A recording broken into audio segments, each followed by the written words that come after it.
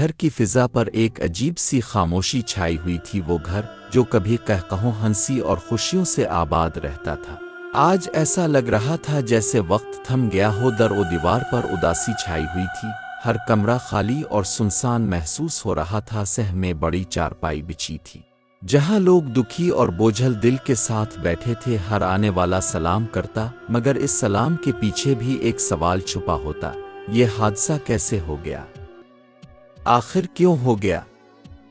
ماں کا حال سب سے زیادہ دل دہلا دینے والا تھا۔ کبھی وہ بیٹے کی تصویر کو سینے سے لگا کر چیخ مارتی، کبھی اس کے کپڑوں کو اپنے آنسوؤں سے بھگو دیتی۔ ان کے ہونٹوں سے بار بار یہی نکلتا: میرے بیٹے، تجھے کون لے گیا؟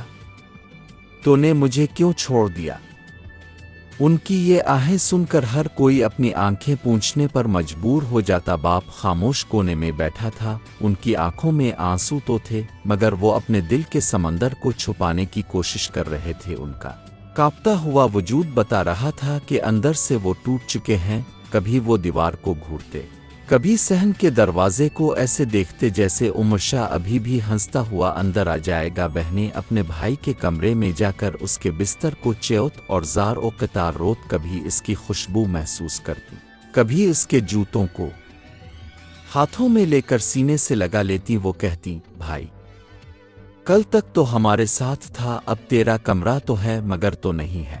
ان کی سسکیاں سن کر ہر کسی کے دل کا بوجھ اور بڑھ جاتا۔ دوستوں کی حالت بھی عجیب تھی۔ وہ کمرے کے ایک کونے میں بیٹھ کر یادیں تازہ کر رہے تھے۔ کوئی کہہ رہا تھا: کل ہی تو ہم ہنس رہے تھے۔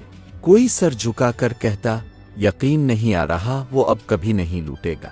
ان کی آنکھوں سے بہتے آنسو بتا رہے تھے کہ عمر شاہ صرف ایک دوست نہیں، ایک بھائی کی طرح ان کے دلوں میں بستا تھا۔ گھر کے کونے کونے میں اس کی یادیں زندہ تھیں۔ کھانے کی میز خالی تھی جہاں وہ سب کو ہنسا کر کھانا کھاتا تھا۔ دیوار پر لٹکی گھڑی کی سوئیاں جیسے رک گئی تھیں۔